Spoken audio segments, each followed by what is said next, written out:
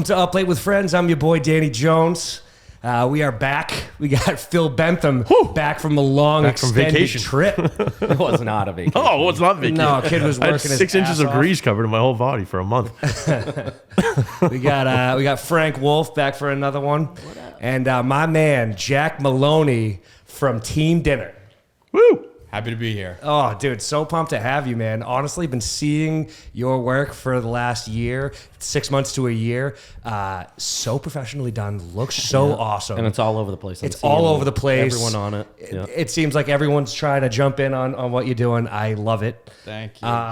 So tell me about the start of that and what's going on. Yeah. So thank you guys for having me here first off, and yeah. So the idea behind it was just, you know, I think that Massachusetts, New England has a lot better food than it got credit for, and I think that you know, people like to rag on Boston. They like to rag on, you know, there's not a lot of bars, there's not this, there's not that, and I think that if you're willing to drive just like 15 minutes in any direction, you can get some pretty awesome food of anything you want.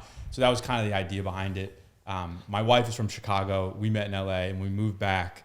That first year, I really wanted to like show her like why I like this place and like why it's fun. And so like every weekend we were getting in the car and we were going to different places and we were trying new food. And after doing that for a year, you just realize like there's a lot of stuff here, and I don't think people are giving it the credit it deserves. I think certainly like over the last 20 years, things have seriously changed. Like I feel like growing up back when I was a kid, it was like you'd have the Outback Steakhouse, and that was like the good spot to go to. And unless you went into like Boston to the North End, and there was like a few little spots. But like now the North Shore has grown. I mean, I don't know the South Shore like a lot of people do. You know what Nor I mean? do I. So, but for what I know from the North Shore, it's like now it's like every corner you go to, there's just awesome little boutique restaurants everywhere. It's true. It's true. And that you basically just pitched the concept, right? To start, was that there's good stuff out there, and it's just, you know, there's a lot of people who are doing, I think, good work. Like influencers are going in and they're eating and they're filming themselves eat, and like that was never going to be what I wanted to do. I wanted to just do like a little bit different and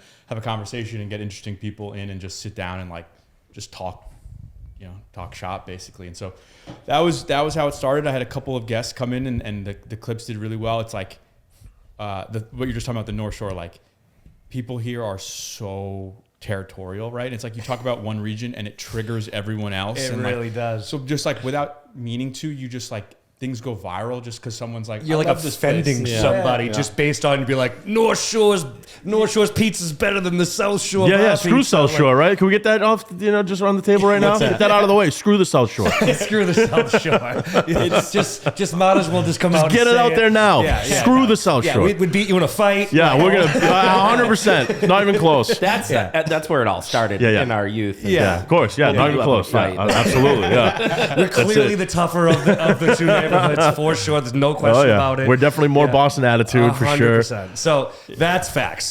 It's so matter of fact. Everything. It really is. Yeah. No, but I mean, you know, I'm sure they have good bar pizza. It wasn't what I really grew up on. No. You know, I guess that's a huge thing down there. Yeah. There's spots that do it up here, but it's not like it is on the Portnoy South put that on the map.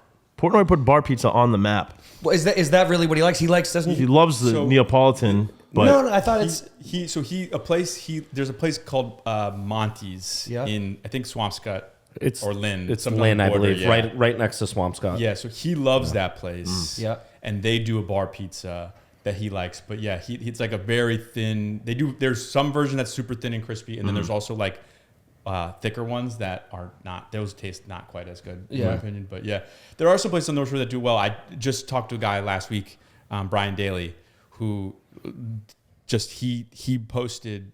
I asked for his top 4. He gave 4 names. He didn't put Town Spa, which is like kind of the iconic place. People lose their minds, right? It's like blasphemy. And That's South Shore? That's South Shore. Yeah, I think okay.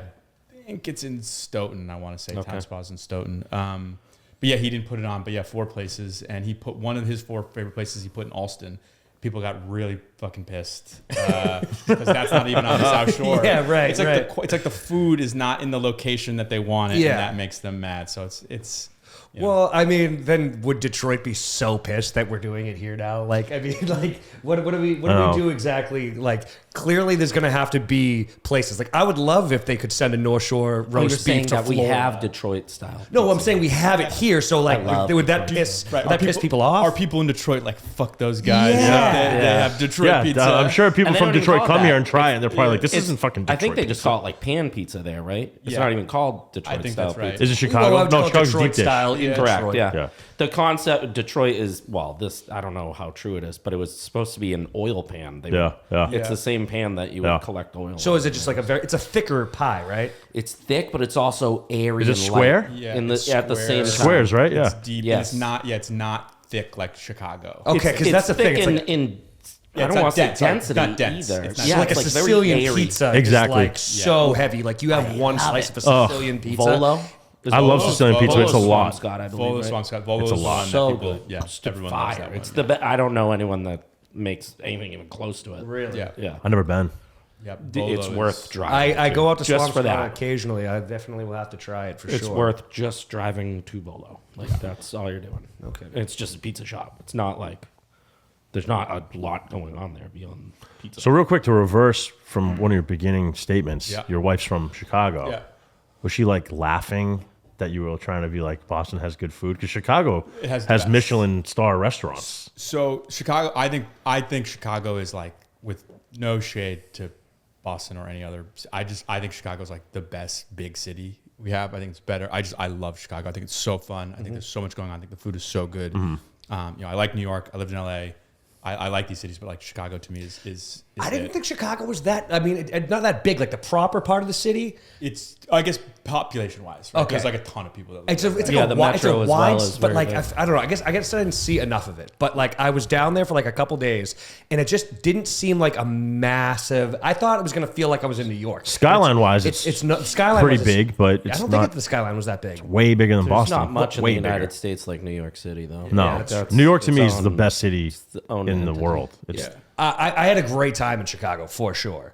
lot But more yeah, cool so ones like, here. what did you really take from there more than anything? Yeah, so I mean that was so you know that was kind of the impetus for trying these places, right? Yeah, It's like yeah, I yeah. wanted to be like there's good, because I think we moved to Somerville, and Somerville has some great places, and it's like I just wanted to, like, I felt like ownership Yeah. of like showing out, right? And so it was like we'd spend every weekend, we come, you know, you can go to the ocean, you can go out to the country, you can go to, you know, we would stop in places like Worcester, right? We'd come back from Western Mass and like, oh, there's this taco place I saw in Worcester, and you go there and her mind be like, holy shit, this food is incredible. Yeah. But like, it's not, I had to kind of tee it up like, it's not going to be like Chicago or New York where you can walk out your front door Yes. and walk like 5 minutes and get 1,000 things. Right. It's just Yeah. a little bit different. You So, have know, to travel. Yeah. You got to get in the car. put a little more effort in. Yeah. Dish worth driving to, kind of thing. Yeah. And so I was like really selling it hard. The Oh first yeah. year. Every place you're walking into, you're like, man, I hope this is decent Yeah. compared to what They she's better making. not have been lying to Yeah, Yeah. yeah, My Google Maps. yeah. It's just making you look bad at every restaurant you walk into. She's like, this sucks. Yeah. Again.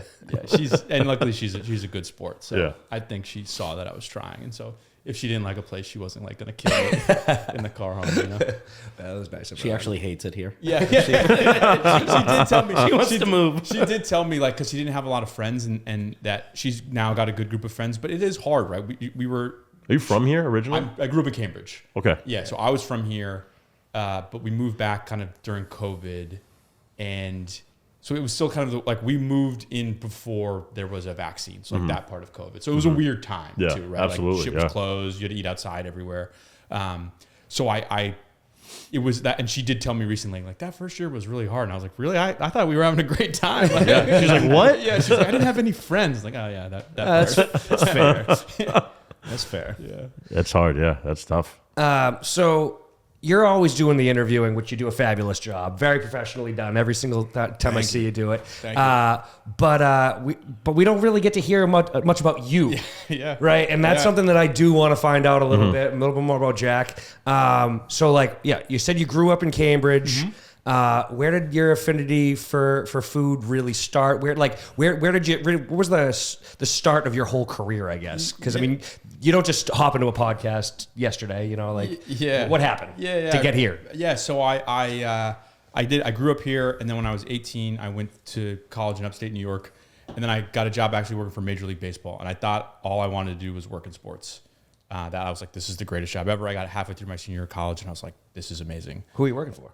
The league. So I moved to New York City. Oh, cool. And So what were you doing I exactly? work for, so the league has 2 offices. Yeah. They have the commissioner's office, which is like baseball operations, kind of the infrastructure. And then they have MLB Advanced Media, which is like the digital arm. So all like the streaming, MLB TV, all the ticket sales, all of that. So I was working in the ticketing department for like, so basically it was like the kind of we're like kind of like an account rep between Ticketmaster and the teams. Okay. So you try to sell packages? That was just sales?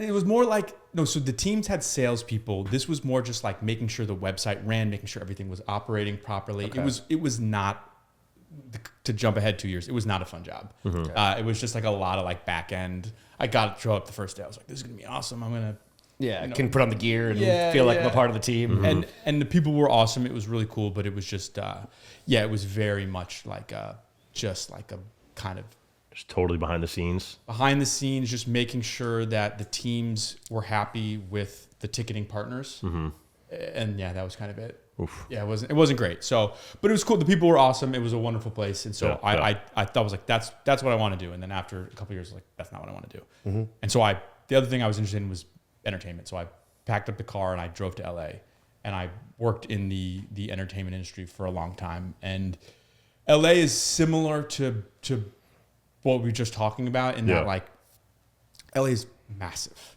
Oh yeah. Just drive for hours in any direction. It's just like, just looks the same forever. Right. And it's like, so you start seeing like getting interested in food and like, you know, you live in the same neighborhood for 10 years, you get really tired of the same shit. Right.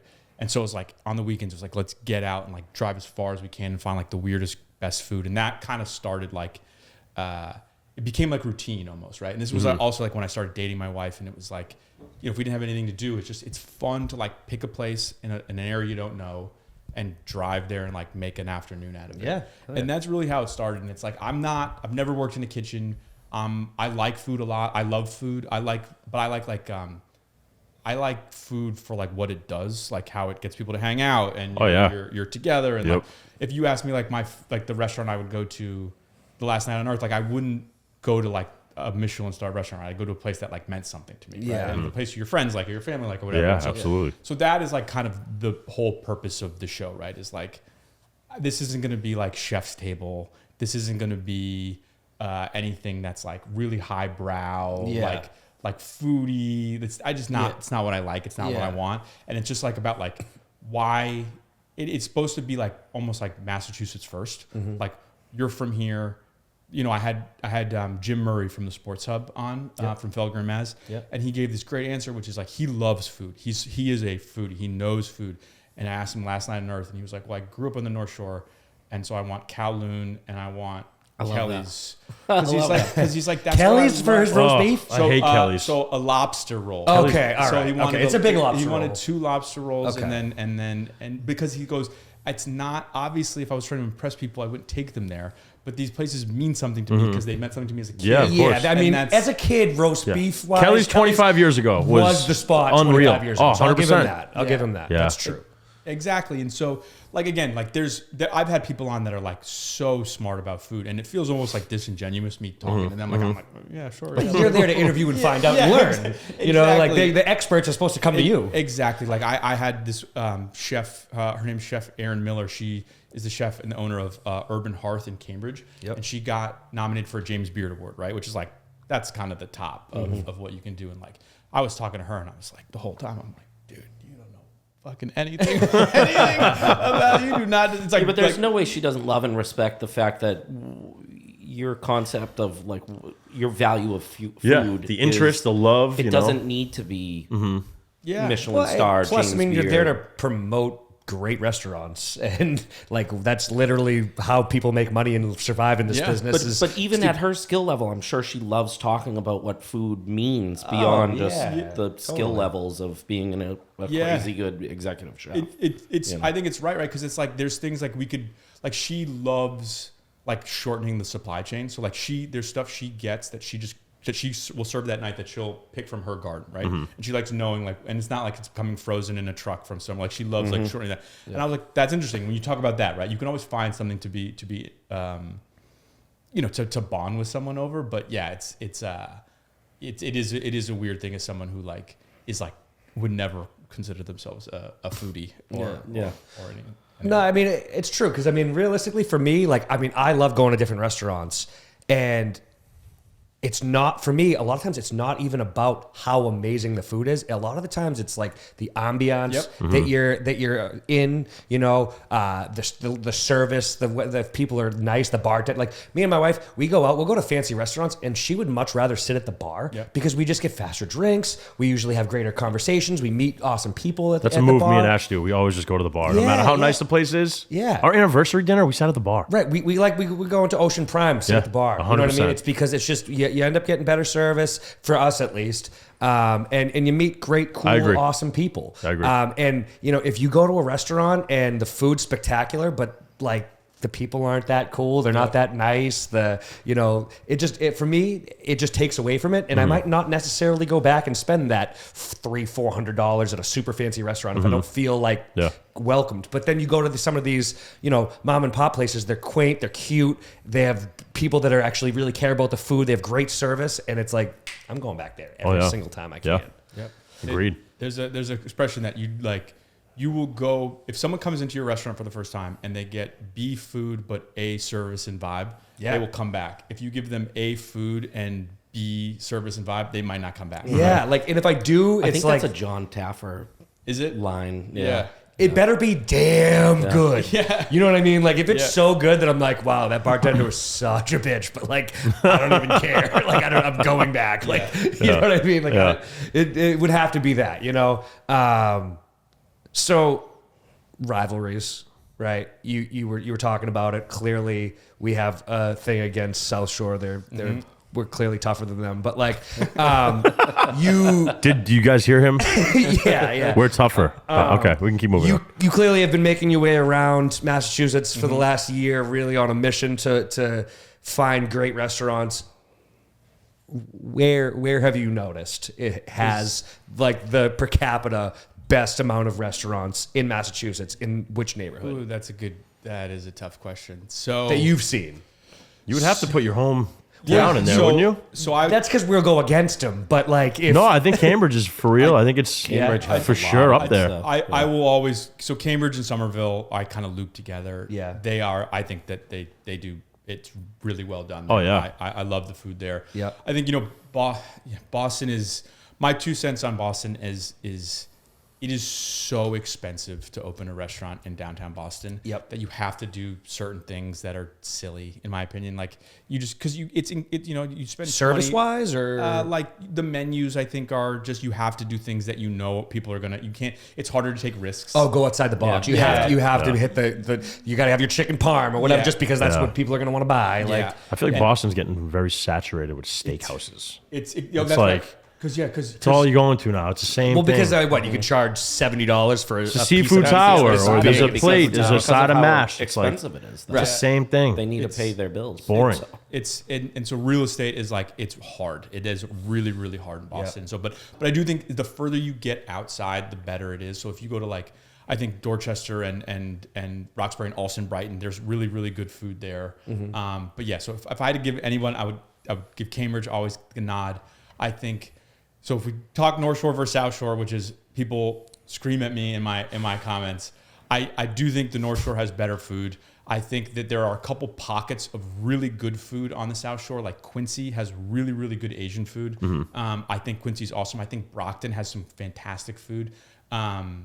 There's like Cape Verdean food there's like, it's like it's honestly like where did immigrant communities set up shop? Yeah. Exactly. 20, 30, Yeah. 40, 50 years Yes. ago. And like if they didn't do that in Hingham, I'm sorry. Like that's just No, right. no, it's not. We're so blessed to have Lawrence next to us funny. because Yeah. we have so many good like Literally the spots. best Spanish Caribbean- food, Yeah, 100%. It's Dominican generally, but Yeah. it's Caribbean. Yeah, we have I do it so many little all the time. I'm Yeah. ordering off DoorDash or just Same. showing up to one of the food trucks or There's a million restaurants. I feel like I have to like a lot of times go into a lot of those places. You know what I mean? 'Cause, Sure, like, yeah. Oh, yeah. You know what I mean? Like when because you're going in there and it's like almost like cafeteria style. Like you're going up Yeah. there and it's like And if Scoop you and don't go. understand that scooping shit- and Keep it going going, like yeah. that stuff. Like I don't really want to DoorDash that. I want to go and see what's looking Absolutely. best that day. And Yep. you know, so Dude, honestly, but I some love of the those some of the spots. bodegas have a little kitchen set up in the way back. Yeah. Yeah. And some of that lot of them food do. blows the restaurants Oh, I out know. of the No, water. I have one dude. right in Haverhill. You have a little old abuela sitting back there making stuff. Yeah. One other person, and you're like, dude, this is $5 for this plate,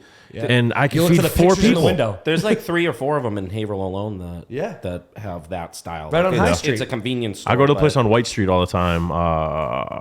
Something Caribbean. Right across the street from like VIP barbershop. Oh, the one with the Yeah. yellow. Yeah. That's where I go frequently, like weekly. It's literally Yeah. called Caribbean Market. That's what it is. Yeah, it's Yeah. it's like a yellow.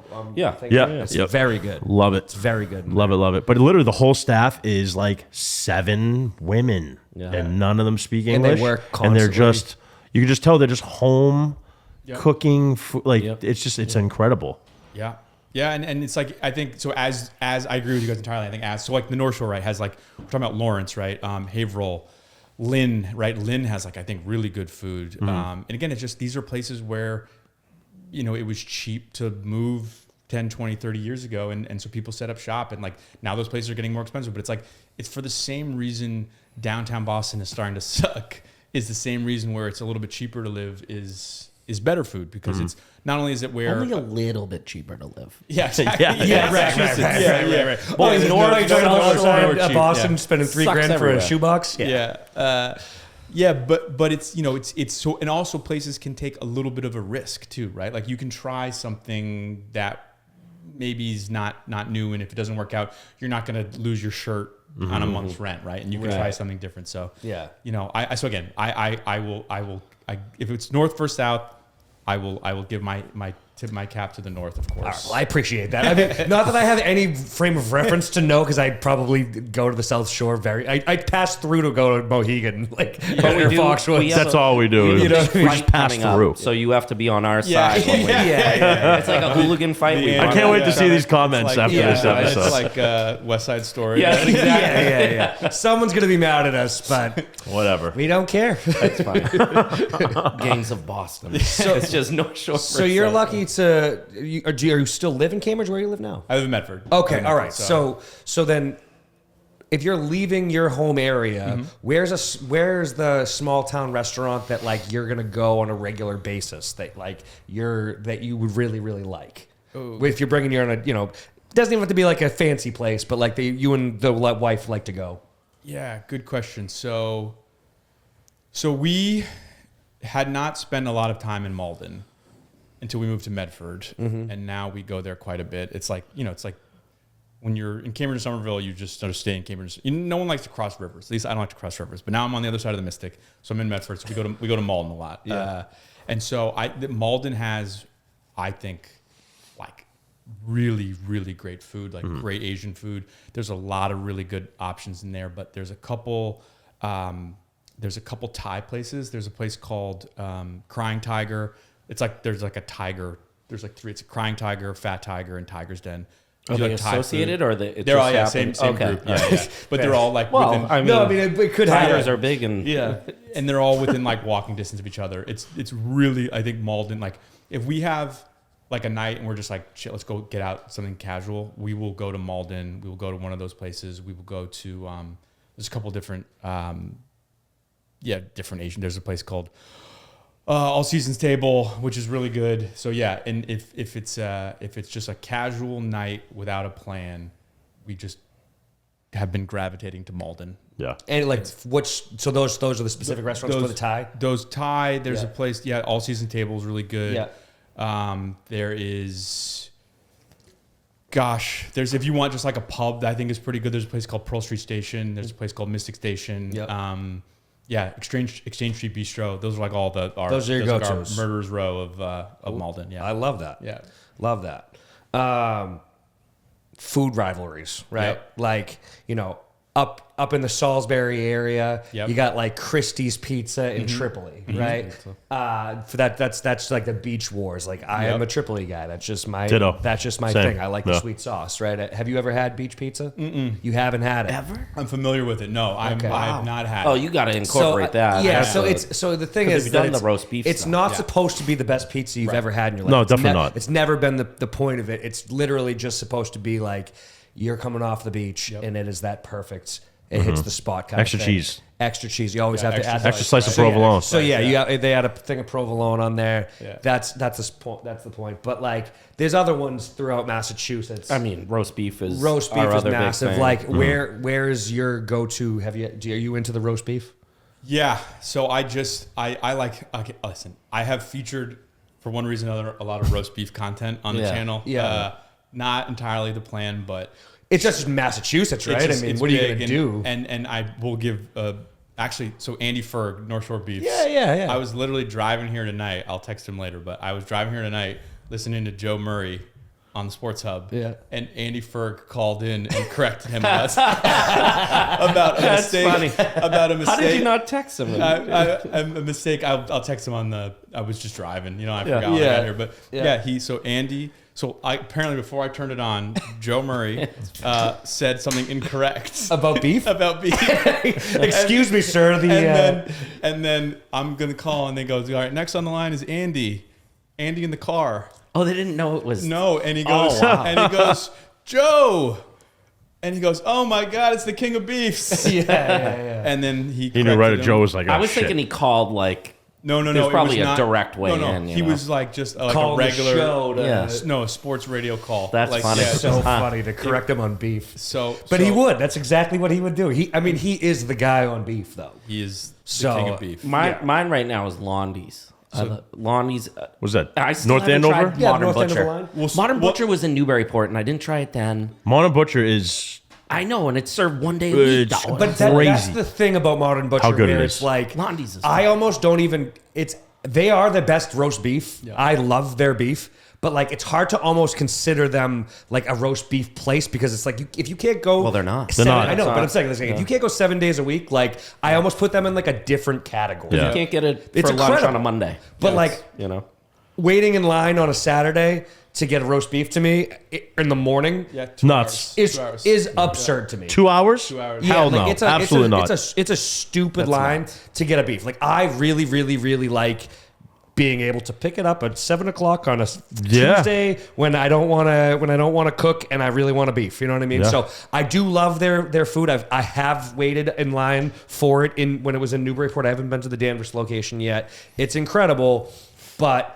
So you like Londy's? So, Londy's is- what you just said. That's what Andy was calling about. So Ted Londy, who is the Londy of all of them, what he has done his entire life is he has built a business and then I guess sold it and then opened another one. So he is no longer. So the Londy's in North Andover is his previous one. He's not affiliated with No that anymore. kidding. So what Andy was calling about was to say that's not an official Londy's anymore. Yeah. And that the one in Peabody, yeah, 'cause- Peabody, I So know Peabody is, is now because that's where Ted works every day now, and so that's the one. And so the North Andover one isn't bad, but it's not the Peabody one. yeah, and so- I only know we were talking about what I used to do for work. I was Yeah. in Peabody very often. Yeah. It was my lunch spot. It's- Like I went there very So often. like, had it. my question is like, so how does it change? Like from when he owned it to like the next hands that owns it? Like, I mean, are you just not cooking the beef right Yeah. anymore? People just Like, cutting corners and not Definitely- caring as much. definitely And different. I don't. it's the TLC. It's Yeah, I it's think definitely different. he marinates it for 24 hours.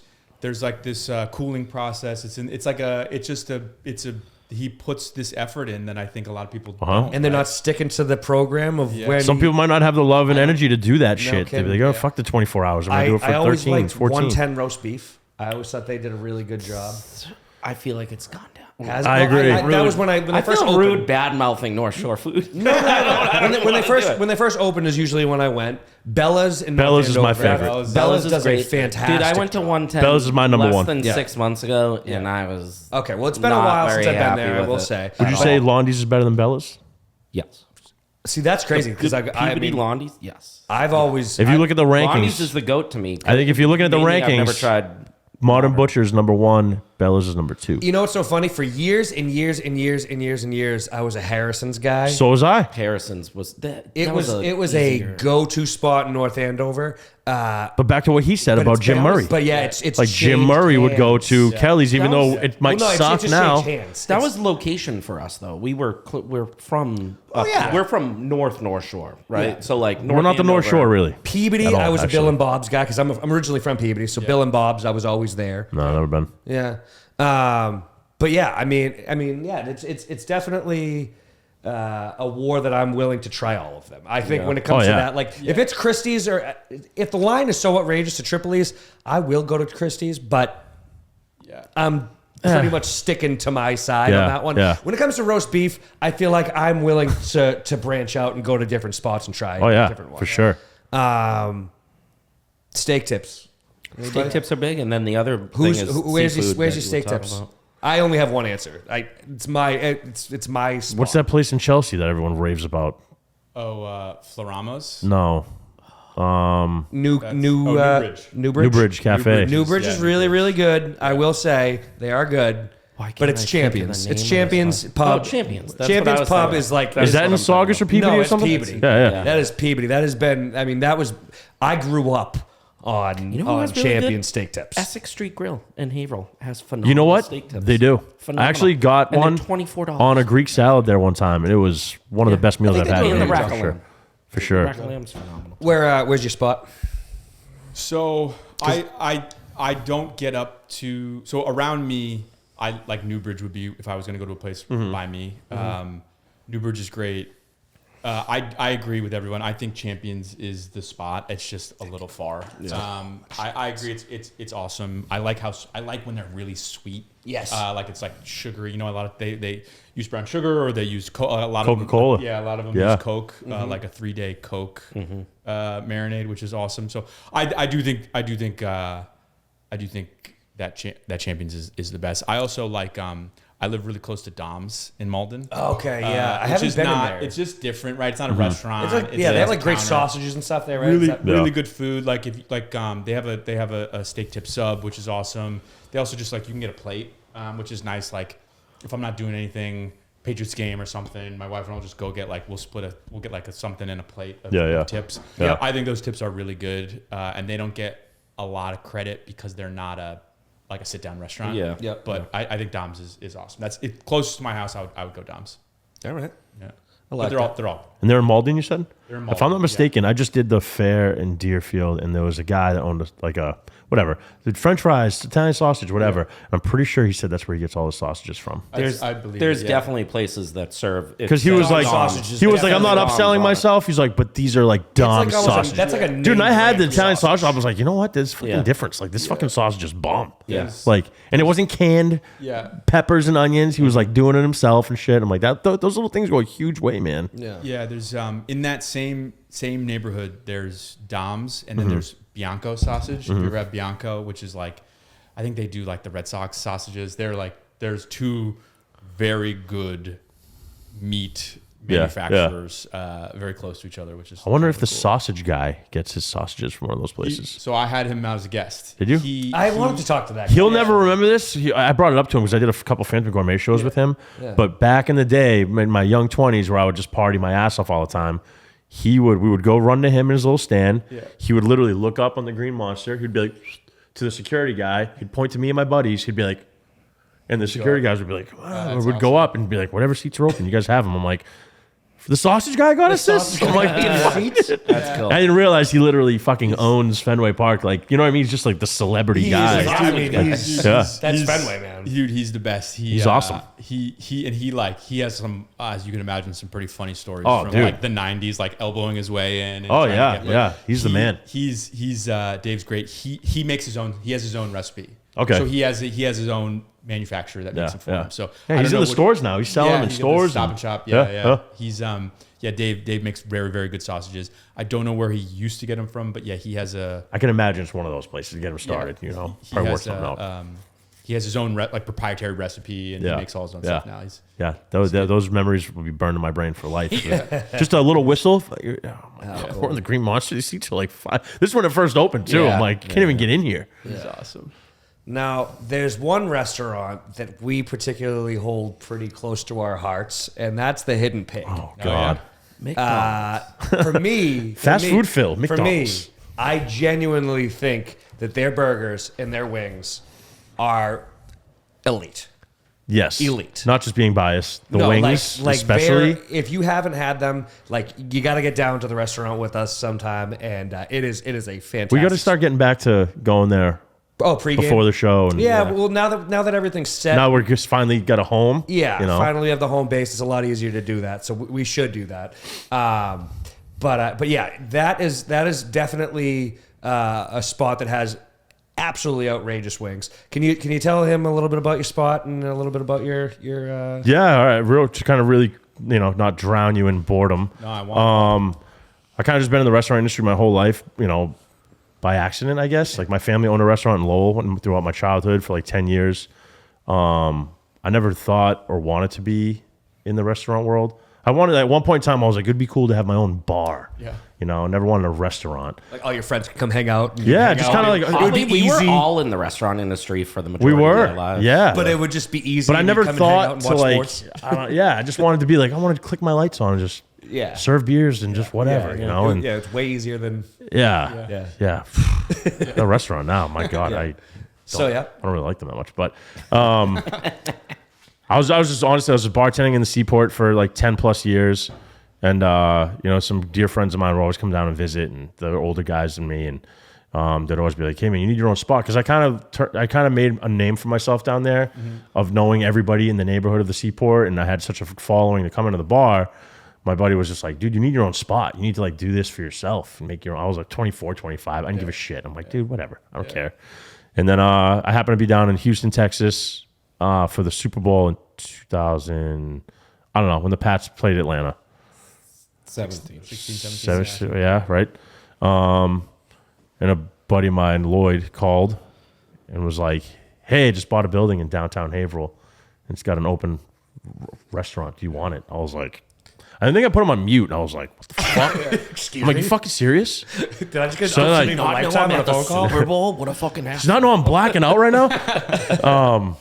But then I was like, I thought about it, dude. I think I had like $2,000 or $3,000 in my name. And I think I spent 2,800 of it on Super Bowl tickets, dude. And I was like in no business to do. I'm like, yeah. And I was like, yeah, sure. He's like, yeah, you get some money. You know what you're going to do? I'm like, yeah, fuck yeah, for sure. Hung up and I was like, oh my God. I have no money. And I look at my girlfriend no then, ideas. my now wife, and I'm like, vacation's over. Yeah. I'm like, time to like, really pay attention to like what's going on down here. I was in Austin. I wasn't in Houston yet. We drove from Austin to Houston.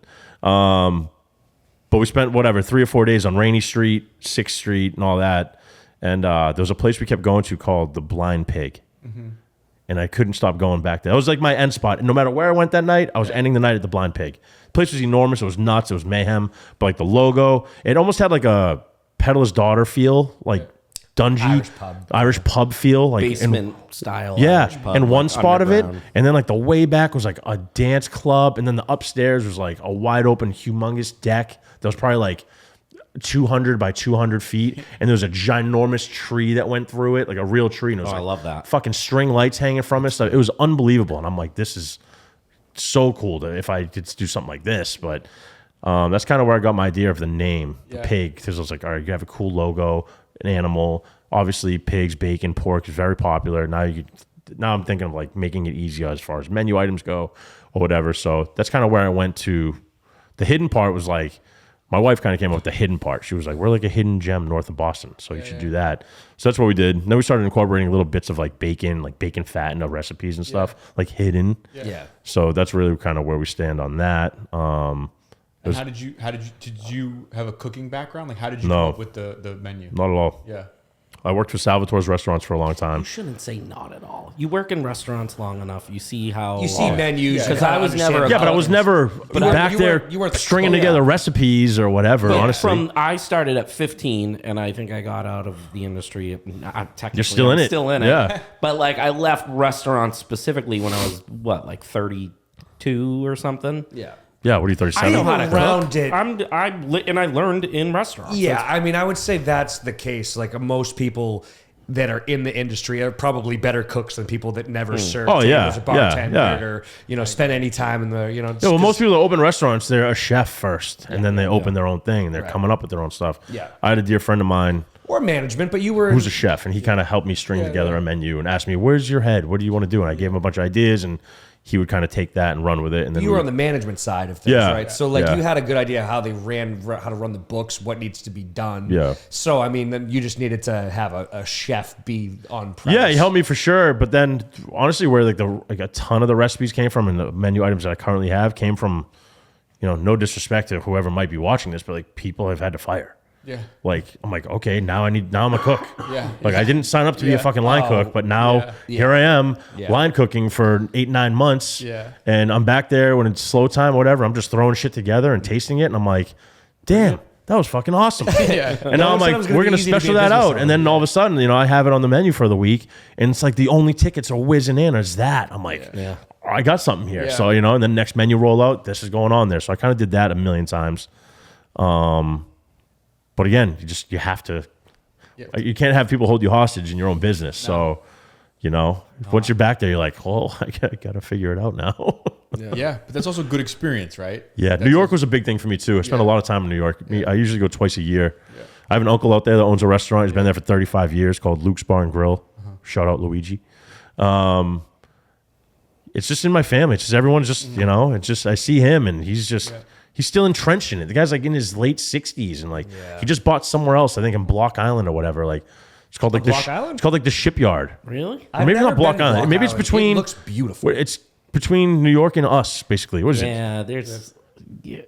Is it Block Island? I've never been. Yeah, Block? Block Yeah, Island. it's Yeah. Rhode Island, right off the coast. Of That's, yeah. all What's the- Connecticut? Is it right off Connecticut then? But it's technically Fire Rhode Island or I'm pretty something? I don't know. It's Block Island's Rhode Island, but yeah, it's. I don't know. He's over there.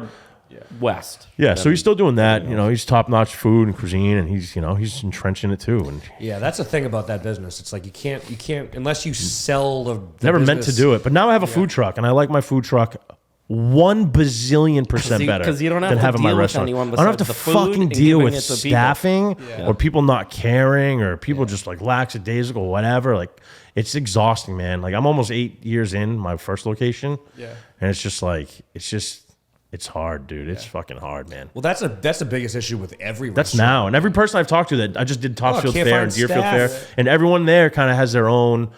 They might own 6 food trucks to my one, and they have the same. Like, well, we have to staff our food truck still. We deal the same shit. And nobody cares anymore. Nobody makes things right. scaling. Everyone's just fucking vaping on their phone all day, and it's just like.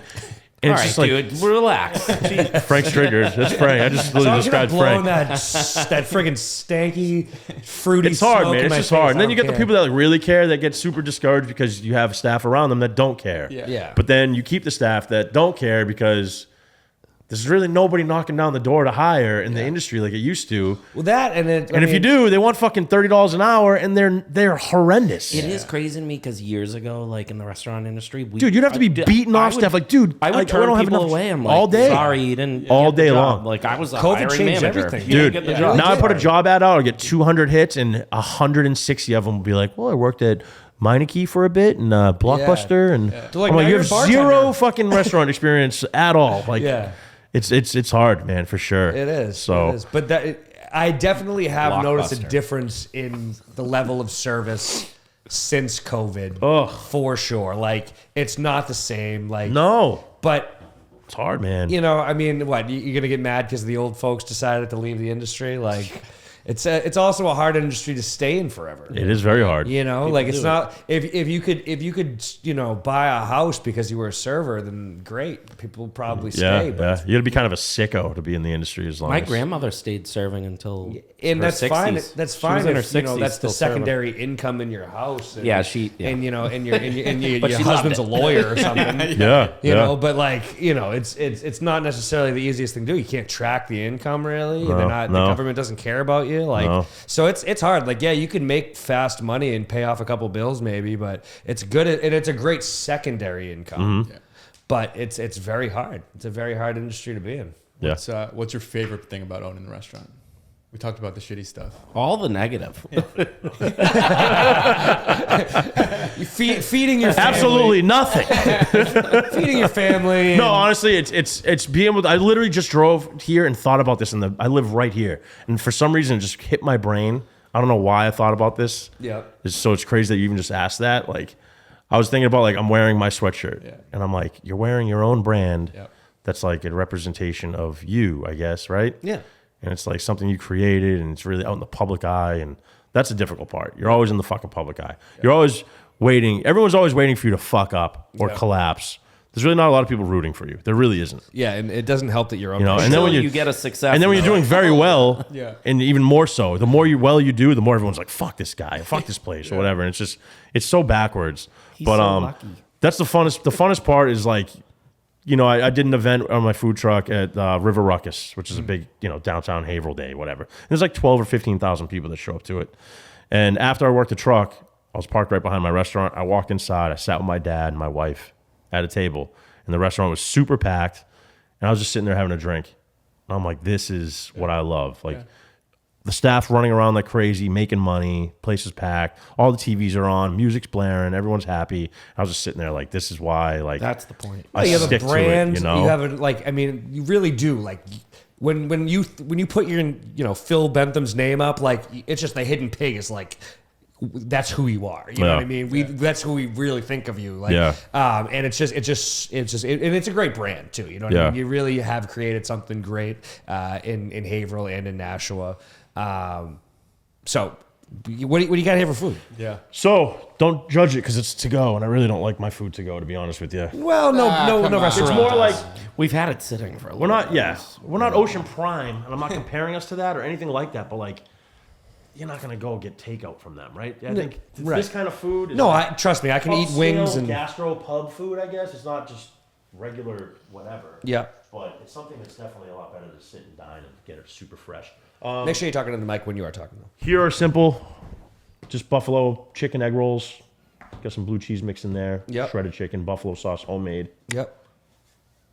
Love that. buffalo sauce. This is a pork fried rice bowl. Yeah. This is actually one of the first items that we've ever had on the menu. Never left. Is that the Thai chili one or the regular one? Regular. All right. The Thai chili one's my go-to right now. Yeah, I love it sells like. I got this one just to kind of keep it simple. It's just pork belly, sunny side egg, rice, jasmine rice. Then we put chunks of pork belly in it, scallions, onions, salt. That's it. Ginger soy sauce. This is bacon jam, crab rangoon. Wow. Mixed it together in there. That's something I came up with I think 3 years ago. As I was sitting there eating like a bacon, we saw this thing called the bacon board, and we have like 4 different types of bacon on it, crostinis, and then we have Charcuterie board, but bacon. bacon. Yeah. And then one day I was just doing something with bacon, the bacon jam. I'm like, I gotta do something else with this. And then for some reason, I don't know why, I was like, what about like bacon jam rangoons? And then another thing I kind of just stuck. So that's what those are. These are the number one sought after thing is the pork ends. Cool. We toss that in a maple bacon bourbon sauce. So good. I got this idea from a guy who wrote a book called The Bacon Bible. Oh yeah. And he owned Bar Bacon in New York. I know I've not read the book, but I know I've seen that book like in a lot of places. Yeah, so I actually bought that book, and I Yeah. got the idea for these from that book. And the way he used to do it was I think he used to have just like arugula with like sliced watermelon with this with no sauce. Oh wow. We had the wing sauce, maple bacon bourbon for wings. Yeah. And then one day, again, one of my kitchen escapades just being back there, I'm like, I'm going to toss the pork ends and see what happens, and then forget it. It just turned it up to They never another stop level. selling. Dude, the food truck again, I had 7-8 items on the menu all day long. I'm just selling pork ends. I'm like, why do I even bring anything else on this fucking Really? It truck? was like that? Dude, that's it. No way. Hundreds of orders of just pork ends. I'm It like, is. You need to play the other things to figure out what else will be the staple seller. But Big Bad Wolf, yeah, pork Named ends. after me. I actually have a new thing on the menu now. I'm adding. It's just a bacon, steak, and cheese. Oh yeah. I started rocking it out of the food truck again, and Like a sub? it didn't stop selling. But I do it on a burger roll because we're a burger spot. right. So it's like a towering high bunned. All right. like how you do a beef, like a Yeah, fat boy. but it's Yeah, steak that's and cool. cheese. You I see all like the that. melted steak and cheese on it, Yeah. and then I chop up 3 or 4 pieces of bacon. Yeah. I mix it all in there, so it's kind of like bacon every time you take a bite. And then that might be the number one seller I did at both fairs I did. Wow. Was that? Yeah. All right. Huh. So there's that, and then these are just the wings. These are The wings are phenomenal. Let's crack into them. I love the maple wings. bacon wings. Well, that pig food was freaking delicious. Fantastic. Not bad. Thank you so much. Yeah. So that right? you described everything on camera what you Did I? had before. I think you did, right? Yeah. Yeah. You did. Pork ends, Yeah. maple bacon. Yeah. It was all. wings, It was all. So, it was all Wings, so yummy. So Shout out to whoever made it tonight in Haverhill. For sure. Tastes really good. I was actually really hyper focused on how good it was going to be. So think about this. So you're coming back from the bar. It's kind of late night, like after midnight. You had a few drinks. You're getting out of your Uber. What is your like late night spot that you're getting Uber, like Uber Eats or, Me? or Grubhub? Well, yeah, Oh. all of you guys, I suppose. But No, like, we don't what is care your what you like? think. What is I your thought you were still what is your talking to me. like Uber Eats late night order, like guilty pleasure? Like, are you sending out for Taco Bell? Like, you probably have more options out in your area. So, way like, more. where's your late night spot? Yeah. Oh, God, it's a good question. Are there places that do stay open later for those reasons alone, or is it mainly just the same old fucking It's McDonald's, yeah. Taco Bell Well, bullshit? I think there are some places that'll stay open until like 1. Yep.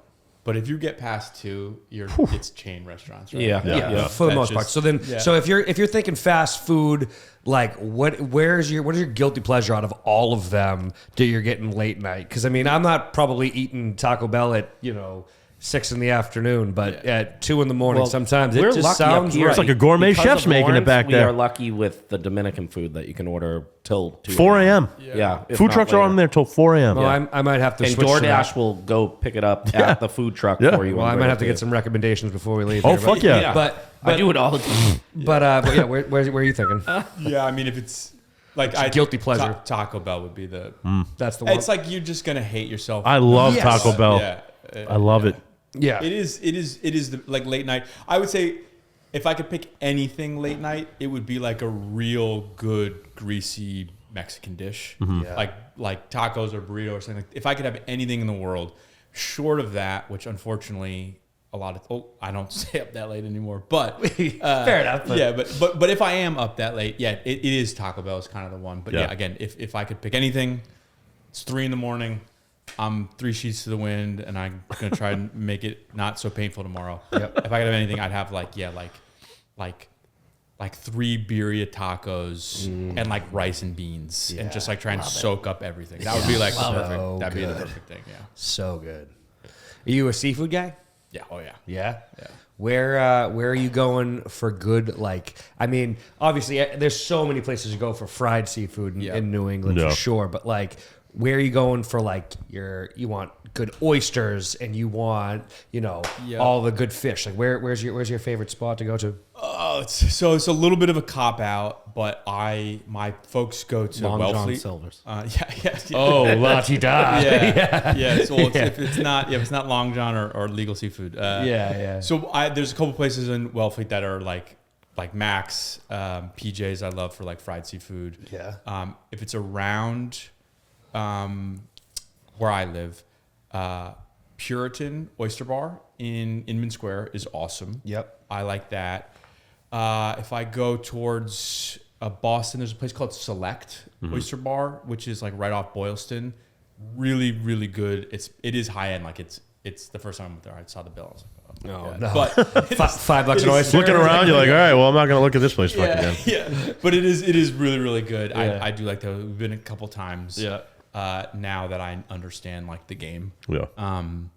Yeah, those are places that I love. The Daily Catch in the North End. I love the Daily Catch. Yep. Kind of not weird at all, but like a mix of an Italian seafood. Like the pastas are really good. Like the clam pasta, they have that squid ink I love pasta. Italian seafood, man. Yeah, that's those are some of my favorites. Yeah, Love that. yeah, Love that. Daily Catch is a good one. yeah. Now, 2025, who's bringing home the MVP in your favorite restaurant of this year that you've gone with your wife? That is a great question. Good question, Dan. Yeah. That is a great You're question. like on your Howard Stern game right now. So, all All right, so I will tell you, I wasn't with my wife. I did an interview with this guy. I will tell you, this was the best single bite of food I've had this year. There's a guy in a shared kitchen in Charlestown. His name is Chef Yuji.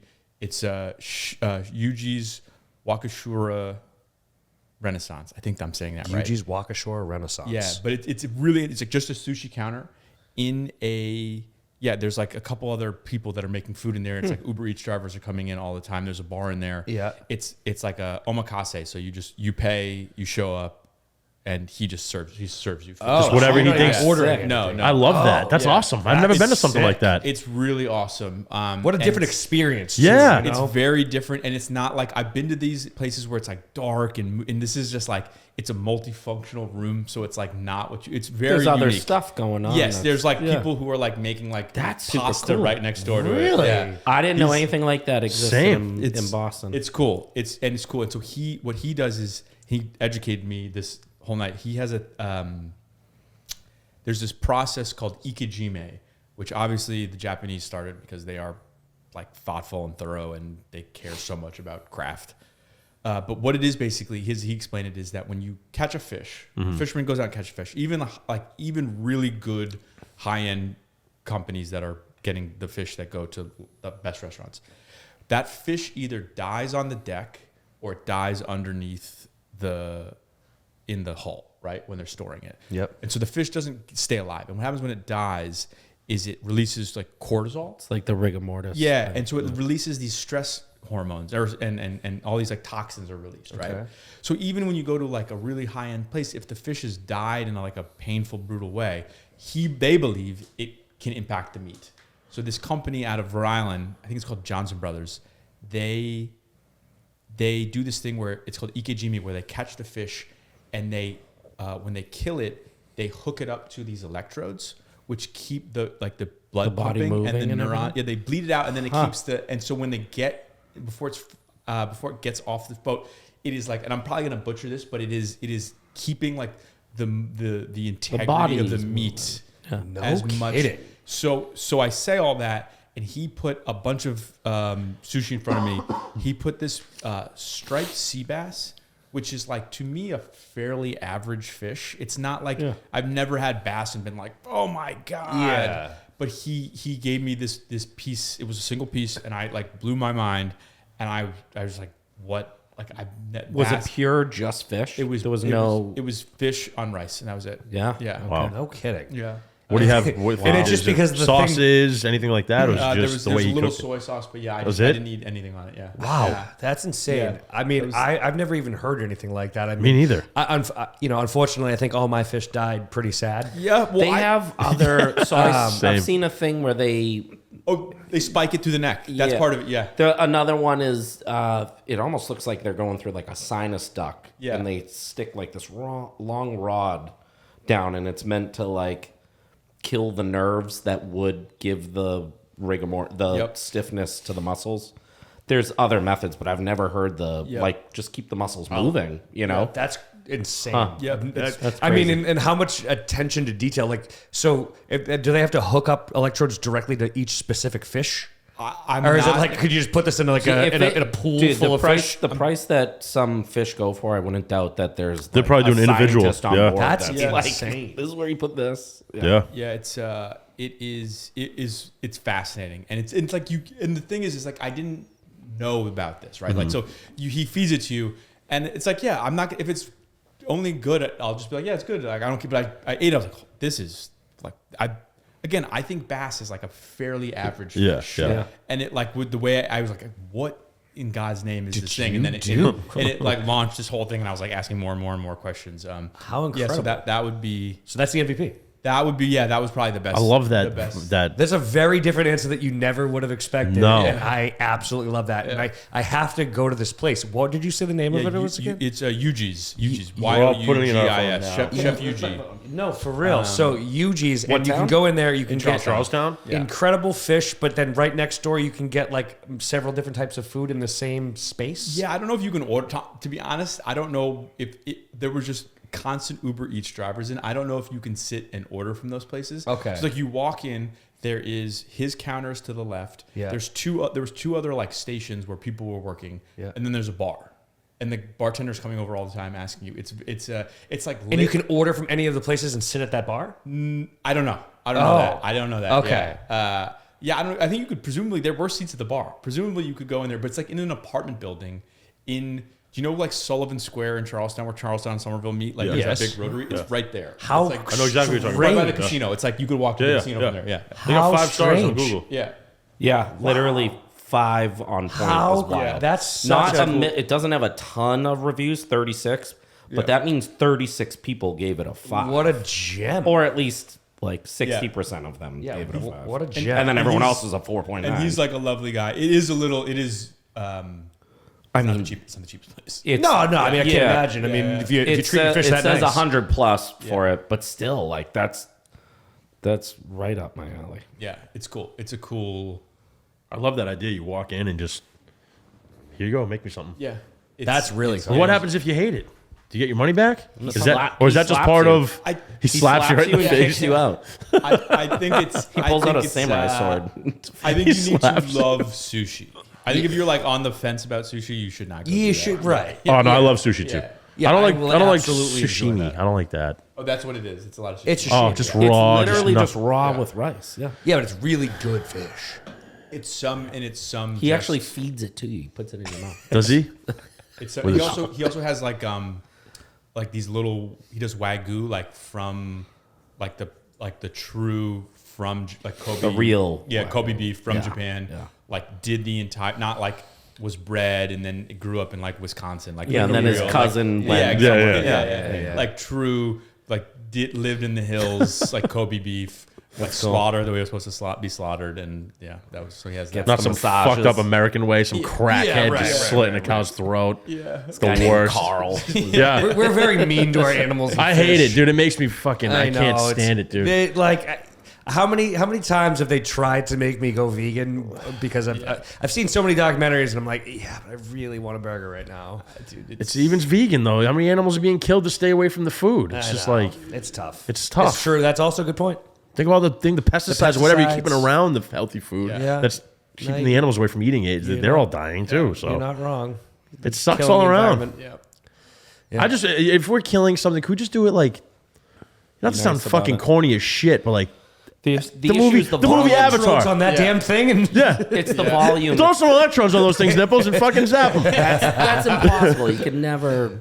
No, We're not but at dude- a point with the amount of volume of how many chickens? Dude, you don't have to that are torture an killed. animal to kill it. You can fucking hit it right in a sweet spot, kill it like this, and that's it. Yeah, no, you don't I have to torture it, slit its throat, watch it bleed Well, out, they slit it hit it in the live, head dude. with a bat. Like I've seen crazy videos. I'm paying like $20 for a carton of eggs to make sure my chickens are Same. running around happy. yeah, man. So it is what it is. If you were to guess how many cows are slaughtered every day In the America? United Day. States, every day. 100 million But we get our lot of Absurd. No, but like every day in the United That States. means how many cows? It would only be cows. You would just go everywhere. They'd be like cows. that means every single person every day No, I would eats say- 1/3 of a cow. I don't know, maybe a million. A million. 900,000 to 1 million cows are A million, killed yeah. A every million day. cows is still a That's lot of a freaking lot. cows. A day. That's a lot. A day. That's a ton of Is cows. that for America? Because I know America eats a lot of cows from U.S. specifically. I Wow, looked up. because I know that for export? Yeah, I know. No, I 100 I work with a guy. A friend of mine he used to work in like grass-fed organic beef supply chain, and most of the beef that we eat here comes from Uruguay and Australia. I've heard that. So if that's just American beef, that's not the full picture. I think, right? Yeah. That's It never correct. is, right? Yeah, Yeah. that's crazy. Yeah. Especially It's in not this 100 fucking million, country. though. We're not. There's 100 million There's cows. I did give a real answer. I said a million after that. 330 to There's 360 million people. I would yeah. like to go back on the recording. I did say a million after my absurd answer. Yeah, fair enough. But okay, so Just eating 100 pounds of. All day, just like in, Gotta do it again tomorrow. I don't even want this. I don't even want this. Gotta do it again tomorrow. Fuck. And then oddly, only one chicken is killed a day in America. That's it. Only one. it's so good. No, yeah, it's, yeah. So you're in the North End. Where you going for cannolis? Where's the spot? So I don't like cannolis. Okay, all right. So do you like But- Italian pastries? Yeah, so I like Neapolitans, man. yeah. I like I would go to Bova's probably. Or I like modern too. Okay. I would not go to Mike's. Not go to Mike's. Yeah. Not Why? go to Mike's. Mike's is so I cannoli. like modern over Mike's. Yeah. I grew up going to Mike's. I don't know what's I changed feel like since the I then feel like to the now. OG thing is to say I went to Mike's. I feel It's the that's- touristy I like thing. modern. That is the answer you almost exclusively expect to hear. Yes. I feel like people are starting to say not Mike's now because they don't want to sound Just to sound so trendy. fucking. Because they're like, Well, hipsters. obviously, you're saying Mike's. You know what I mean? Not saying you're doing that. No, I'm yeah. just saying people in general. So here's the thing. My entire Mike's experience has been cannolis. I don't like cannolis. So that helps. And so like when you for like the 7th time when a kid's birthday, the dad walks in with like box of clothes, like Yeah. I don't think I like this place. I've tried every variation. Yeah. And that's maybe not fair, but maybe it's just because I've gone to like the other places as an adult, and I've been able to like have free will and pick what Enjoy I want. the other Exactly, places. You know what I yeah, mean? So, yeah, yeah. and then it is fair, right? Like I just, to me, I have been able to in adulthood separate cannolis from other desserts that I actually like. Yeah. Whereas like I've just not gone back to Mike's. All right. So then Yeah. your where's your go-to dessert spot, and what is your favorite of the desserts? You're leaving dinner. They're usually because I used to like to usually go somewhere else for dinner for dessert. You know what I Yeah, mean? Just yeah. like Up and go- yeah, I agree. It's an Yeah. extra Yeah, step, yeah. but I think it's just a nice way to treat your lady. Yeah. So like you're leaving dinner. Where you want to take her just for dessert? Yeah. So my wife does love dessert, but my my wife she loves like honey buns and Ben and Jerry's ice cream. Okay. So we go to like Good for her. I love your wife. We go to like 7-Eleven a lot That's awesome. for dessert. Yeah. The honey buns in the package from there are fucking fire. Yeah. They're unbelievable. Very good. You know what? So like fritters. Do you guys like fritters? Yeah.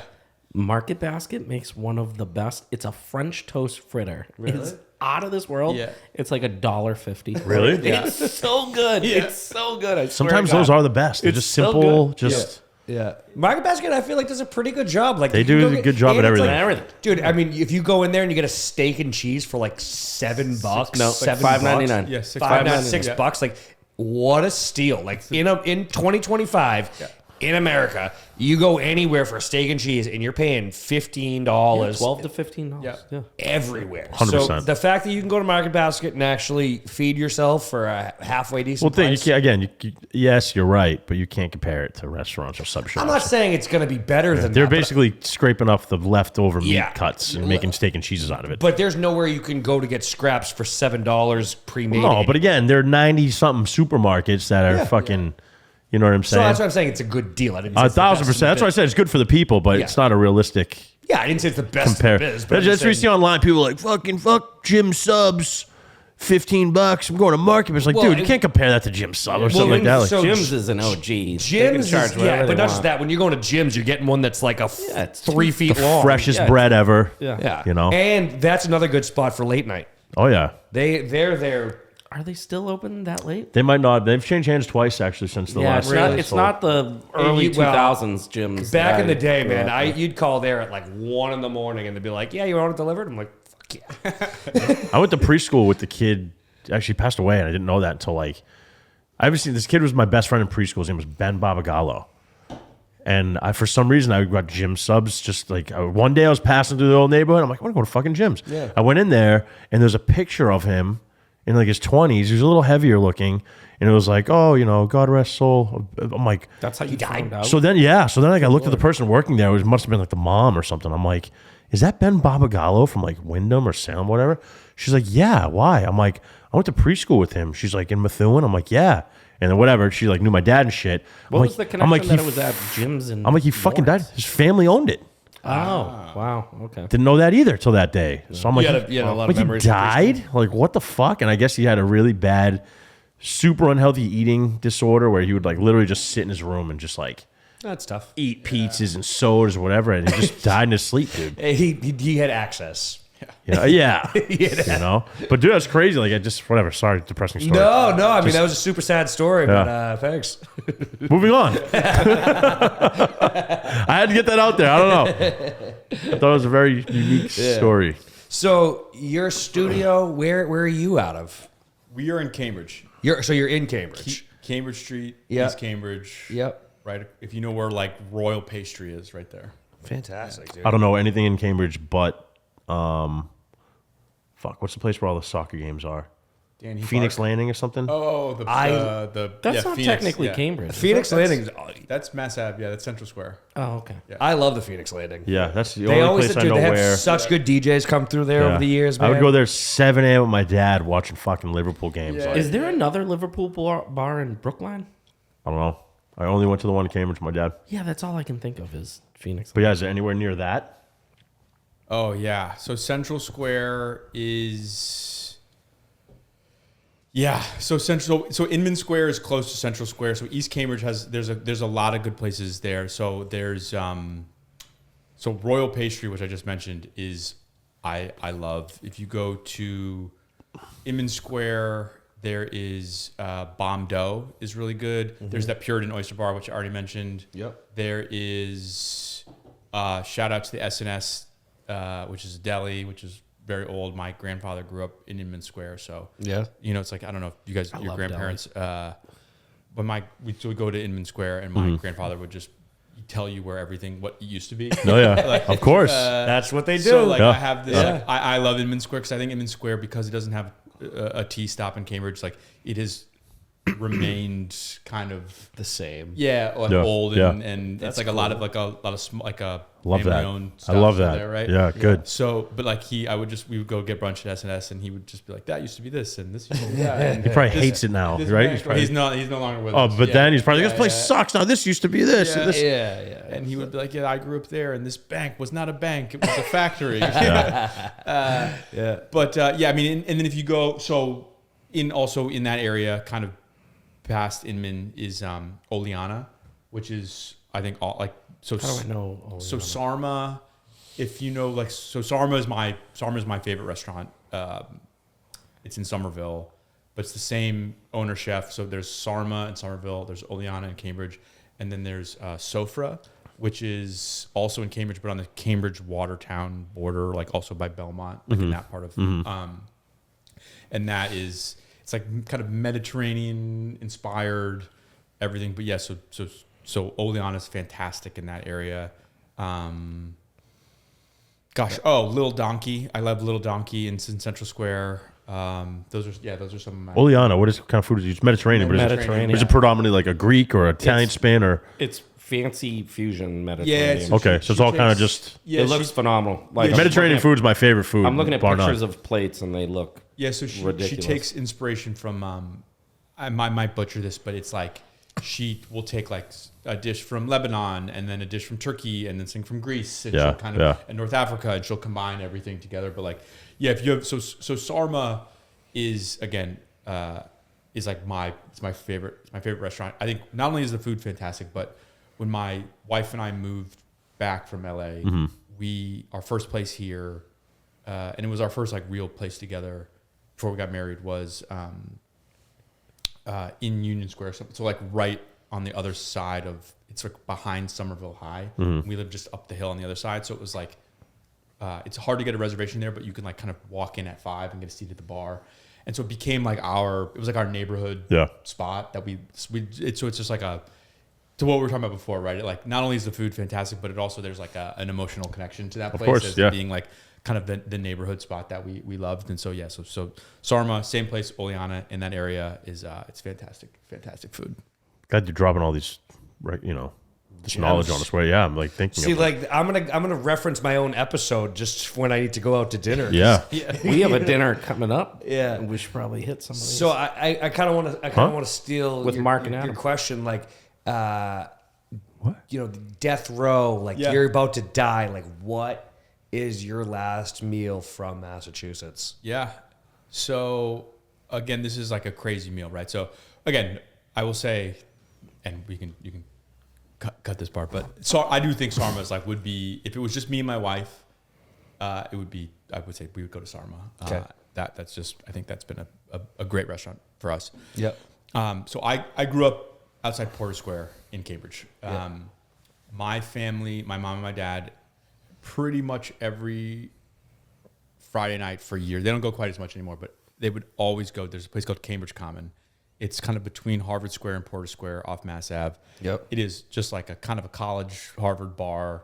The nachos are awesome. Everything else is like good bar food, right? But like Yep. that is it's like a special place, right? That again, like if you were coming to Cambridge and you were like, I want the best meal possible, like I wouldn't send you there. Right, because like you said, you care more about the experience and the vibe and the feel and like the memories that you've had than you care about the cuisine itself. Exactly. But if I'm getting nuked off the planet tomorrow, Yep.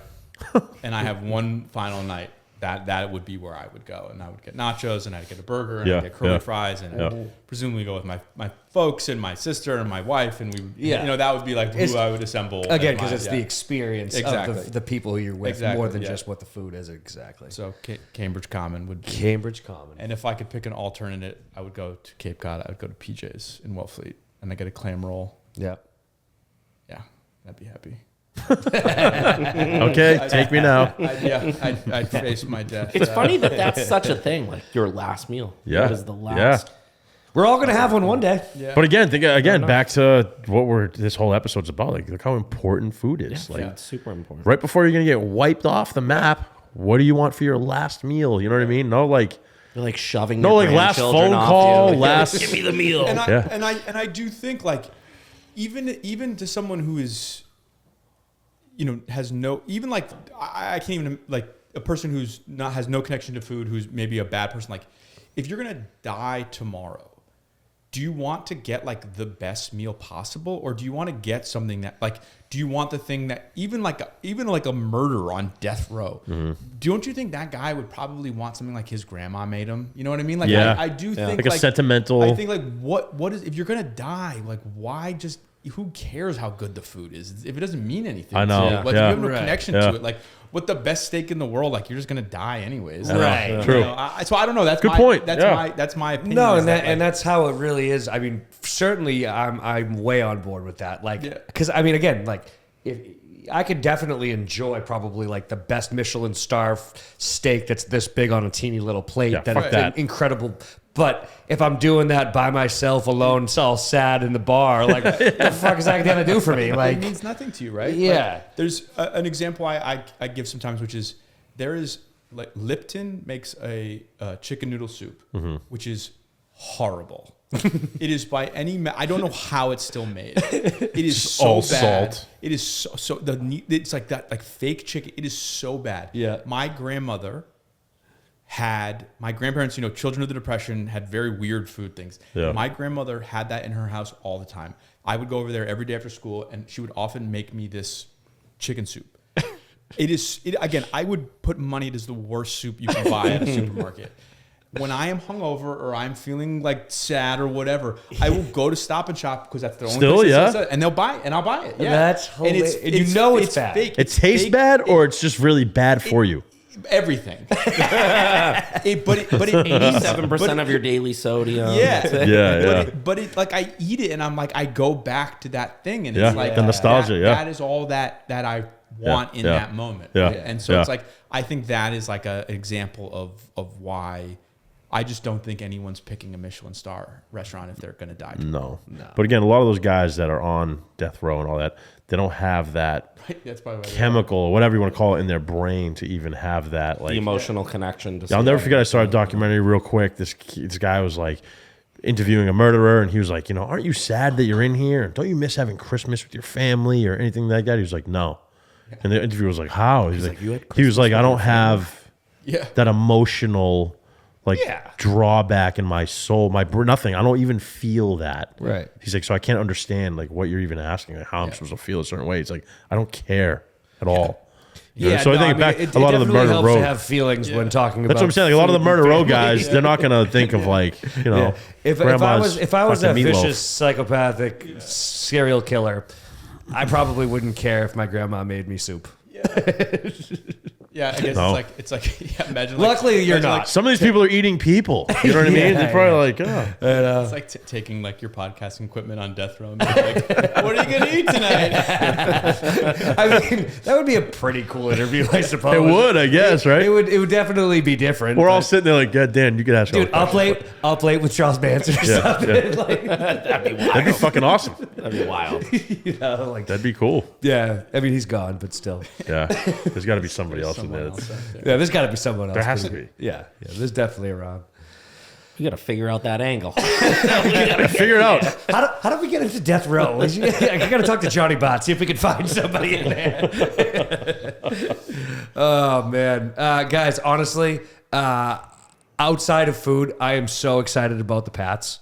Oh, dude. So excited about the Pats. Made my pants have movement. I swear to God, at this point, Things are looking good. I mean, again, like Really good. I said 11-6 all year. Everyone was like, "You fucking loser! Shut up! It's- You're such a Well, Tony." I said that, but it was just Okay. because I think you're a loser. I didn't think you were wrong about the football. it's looking doable at this point. I mean, the road is easy for us. Yeah. Yep. What do we have for games that you're looking at that's scary? Like, I mean, obviously the Falcons just won. the easiest is what worries me. Yeah. That's when you kind of lose the edge. Well, no, I mean, defense. it scares you when you start thinking about when you get to the playoffs, and then you're looking at teams that are just good. I'm not excited about this weekend. See, I think we should easily go in there. I think they should ride. I don't. You're thinking that they're not going to go and give everything they can. the thing to that get a makes win. me See, I don't think the Titans. So the both thing that the- makes me go backwards on it is that everybody's picking the Pats, and once I see that, I go the other way. Like last week, everybody picked the Cowboys. you're I playing picked for the the Carolina coach. Panthers. You're playing for the coach in this week. That sounds like the perfect narrative to pick the Pats, doesn't it? It does. They just, I think they just, against the spread in the last 15 years, the week after a coach is fired, before week 10, I think it was, they're 11-4 against the spread. So teams respond when their coach is You fired. know what's crazy? Those are the stats you need to look at. Yeah. Yes. Those are the things So- that like. I'll they tell you the stat always right now. make sense. Anytime They anyone always wins make a sense. Super Bowl or a fucking championship or a World Series, Yeah. and they have the next year, they do the rivalry. opening ceremony, welcome, they fucking lose that game every single Yeah. time. And everyone bets like, dude, they're the fucking no way they're going to lose this game. They lose. I'm just hoping Vrabel can keep these guys modest and humble. And even if they get on a winning streak this year, You have to they let have their to look egos at ride their, a little bit, though. Well, That's no. part of You the- have to the obviously let swagger. these guys feel good about themselves, but you also have to realize that we have the easiest schedule in the NFL. We do, but understand, by far, these are still and the you best can't get athletes on the planet in that sport. But what I'm saying is you can't get cocky when you need to start piling up wins when you've been a 4-win team No, for the last you 2 cannot. years. So don't get cocky because you got 5 wins, 4 wins early on in your season. Mm-hmm. It's a long game. And I think the biggest issue that the Patriots face is the fact that we have been so healthy. Like other than Gonzalez being out for the first couple weeks. No.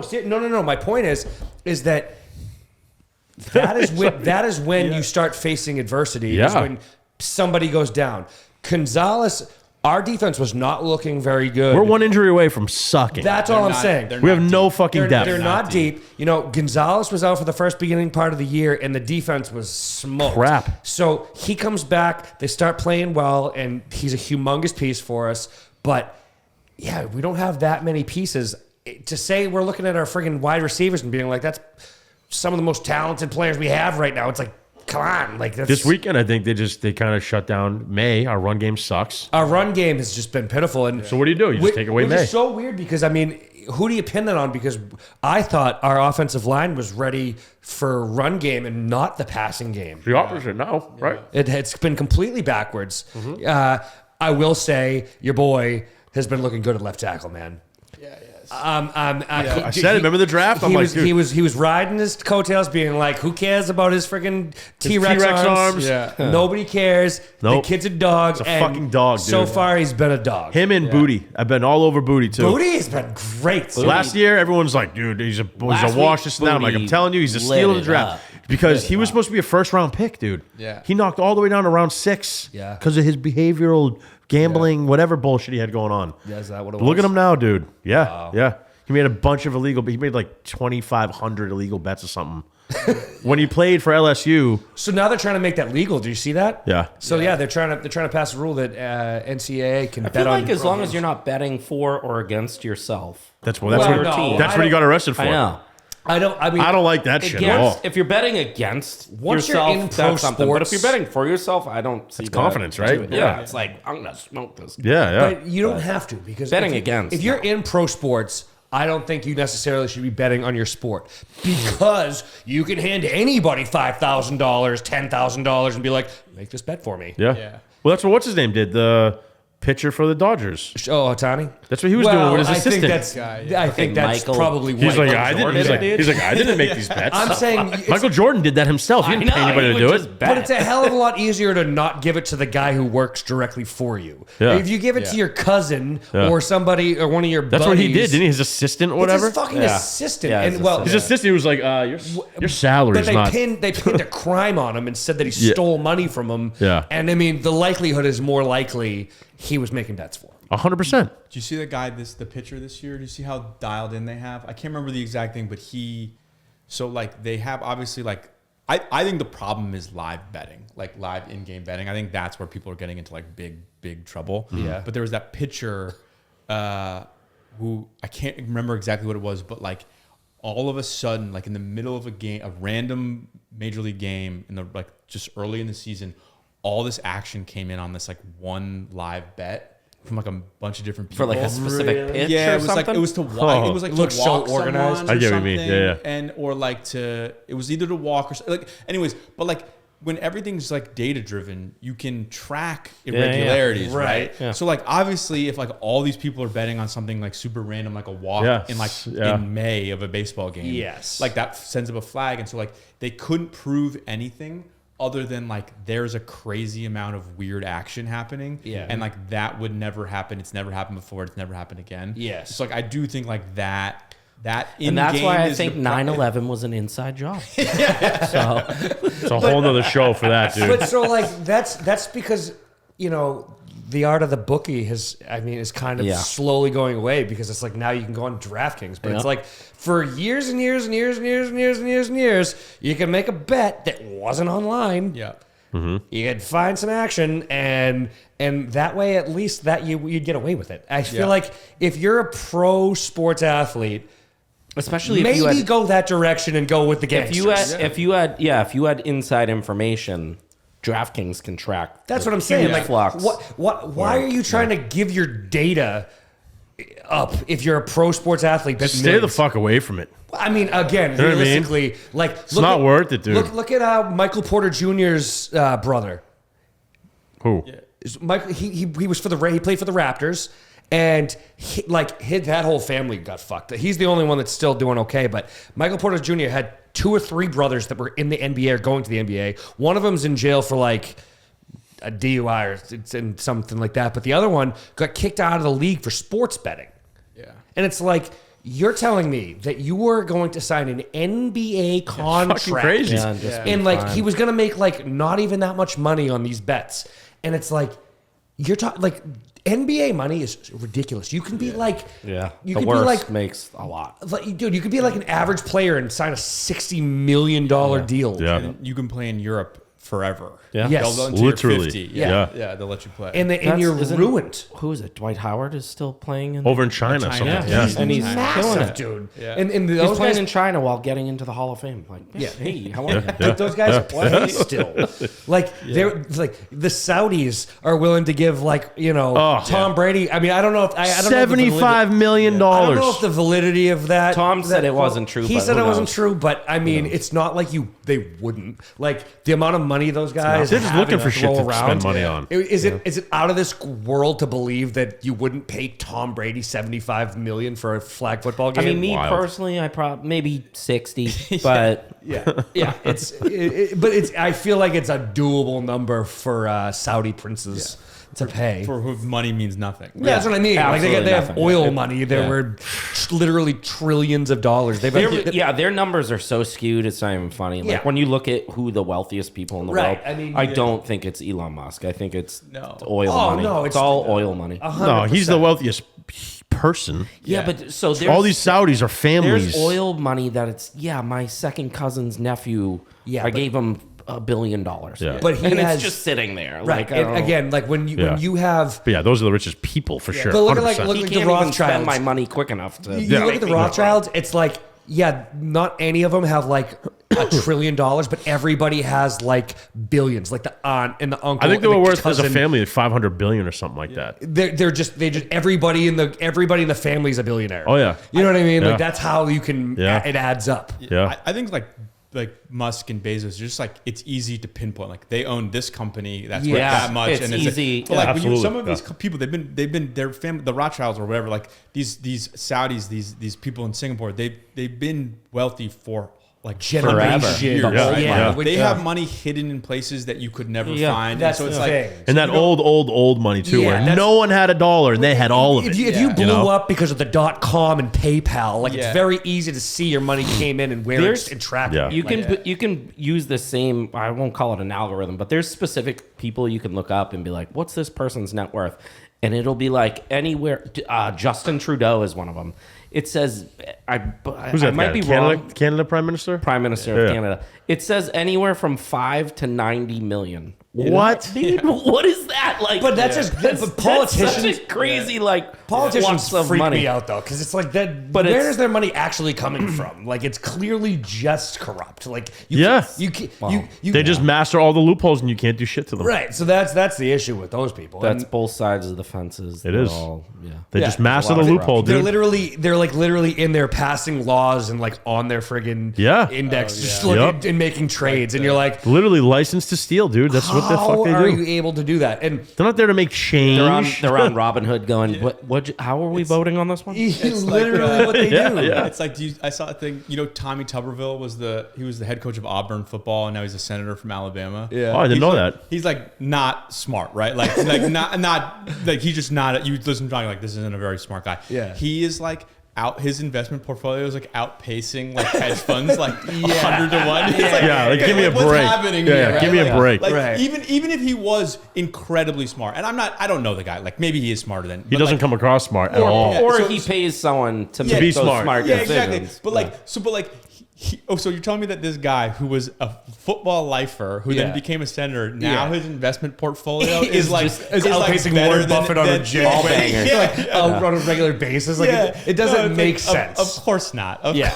of right. course not. It doesn't make any sense. But I mean, they continue to do it, and it's like, how many times have they said, "Oh, yeah, we're going to put term limits, or we're going to stop them from being able to take insider knowledge"? okay. But it's like they have to vote themselves out of I don't the situation. think I don't like the idea of telling them they can't invest because that's part of a free market that we exist in. Being But able it's to like pass how do you laws in how do you order to- start to babysit that and make sure they're not Yeah. on a committee somewhere making a decision that will help their own. all of funds. it makes It's a weird thing that you got to figure out. Dude, And you I- can't I even don't send like it somebody on- a certain amount of Venmo a year. These people are making fucking 300 I million. thought that went away. I thought that wasn't. No, you're only allowed to give someone like 14 grand a year, and then you start getting taxed on your own money. yeah, no, I thought it was higher than that. Now I thought they got rid of the $600. Last year was 14 grand. So yeah, but you couldn't even put $600 Yeah, it on was your like- Venmo Well, no, I knew that, without but them. Yeah. there's no, a I think year they got thing, rid of too. that. I think it's like I think they raised it where you won't actually have to track it until it's like 20 grand. But why is that even a thing? Well, the 600 Well, I mean, was you do have to absurd. track your income. People give their children more than that in allowance in a year. Yeah. It made no sense. To, Right. I have to pay taxes. But yeah, to these make people an are on allowance. 175K a year salary and worth 200 million, and All right, well, no businesses one aren't can giving fucking. me if I'm taking Yeah. payment from businesses and it's over 20 grand, they're not giving me allowance. No, but if I'm giving Frank, Are you a Rockefeller? What's their allowance? Well, I'm saying a business to a they person. just have access to the AMX at that point. yeah, yeah. It's not even. Right. Yeah, they don't know.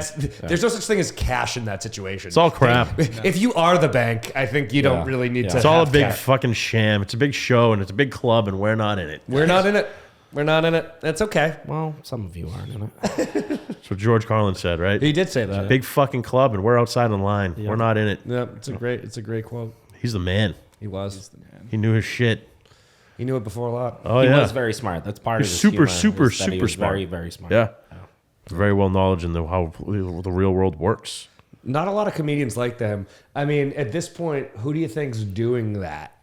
I mean, Like him? yeah, No one. I mean, Like like, smart humor like that. yeah, Louis like, kind of C.K. like- I was gonna say. I think Louis C.K. Louis is super pretty intelligent. Yeah. I was gonna say Louis, but he's definitely not going as extreme as him. No. I mean, I guess now with the amount of podcasters that there are, like Tim Dillon. That's what I'm is trying. like. Tim Dillon's pretty smart. He's a smart. I mean, but he's like one of those guys where it's not the same thing. I'm though. trying to correlate it to George Carlin. I can't. And I Nobody. can't- There's no one that will ever I relate to can't call George Carlin. Tim Dillon like that No. type of humor. You know what I No. mean? Because he can literally tell a story that's not funny and just shock you. yeah. And say you'd be crazy like, stuff. Yeah. how am I still kind of finding humor? I and honestly light? liked listening to George Carlin, not even for his comedic. Yeah, to just listening listen. to him. I was like, I this know. guy's Right, it fucking was like brilliant, It man. was like a lecture. I wish Yeah, literally. he was around for podcasts because he would have been so Imagine fucking good Yeah. on Yeah. a podcast. Yeah. But that didn't Did he happen. die weirdly, or did he just because he was old and I a think smoker? he was a or little something? young. I don't Right? think he was that old. I would Was imagine like he? in his 60s. Was he let go? Was he killed Oh. weirdly for I all the haven't heard knowledge, any- I for all the haven't heard shit any he was pumping out conspiracy- there? I'll Google because I don't remember. I feel like it was a heart attack or something. Yeah. Yeah, I think he also was special because like he. He was 71. That's not that young. Yeah. And I mean, George Carlin could probably drink hard. Definitely look I like he think he smoked. was I think he was like caught up in the 60s and the 70s. Yeah, I mean, I couldn't- lived Oh, hard. definitely. Yeah. If dope ever hit that guy's veins, I wouldn't be surprised. Yeah, probably cocaine. He's probably right? Cocaine too. Yeah. Probably swallowing it by the fucking handful. Yeah. In 1973, he was That guy- smoking joints before breakfast and drinking 20 beers a day. Yeah. I mean, so But he also his so liver probably he died at 71, and a week before he died he did a performance a week before he died. How did he die? Heart attack? It doesn't. It's not giving me that. But the health of him, I could see probably Yeah. deteriorating in time. It's a hard life living that. He had arrhythmia, Oh, yeah. had multiple procedures over years.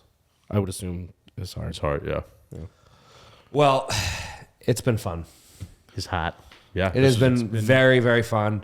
I would love to come see your dig sometime. Same. Anytime, please. That would be super fun if we could come check. I was gonna that say out. if we could do this show on your show. please. Yeah, Would love to. that would be We'll a get it on really. the books. I would love to do that. That would be really fun. I just honestly, we do a podcast every week, but we've been on a couple before, but we really haven't really seen other people's Yeah. setups, and this is kind of what we do every week. Would love to see how you do your thing. Would love to. Let's figure it out. Yeah, for sure. We'll do it later at some point, but No, right now we're gonna. yeah, no, we're booking it for next week. I need you to get there. No, but yeah, coming now. no, but what we should do, we should plan a night where we bring out the Would love it, man. the Goat Transportation. Yeah, yeah. By the way, Goat Transportation, fantastic company. They will get you to and from the airport to your football game in Foxborough, wherever Literally anything. your wedding, wherever you want to go. Goat Transportation is the company for you. Incredible buses, vans, everything you possibly need to get from and to your event. But with that being said, I love you guys. Love it was you. so good to meet you, Jack. Like, Thank you guys for honestly, having me. you've been doing a Pleasure. fantastic job. Team Dinner TV, get used to it. They're going to be around. That is Frank Wolf. That is my guy, Phil Bentham. And Jack Dorsey, is that what? Maloney. I'm sorry. Jack good. Dorsey. You're good. You're Is not the Twitter. Twitter guy, You're not isn't Twitter. Maloney. You're not Twitter. But Jack Maloney. He's in a big club, and I'm not a part of it. He's in the PayPal mafia. We're not there. We're not there at all. I've had a few drinks. I smoked a little bit of reefer. I'm your boy, Danny Jones. This is Up Late with Friends. We'll see you next week. Peace. Peace. 1, 2, 3.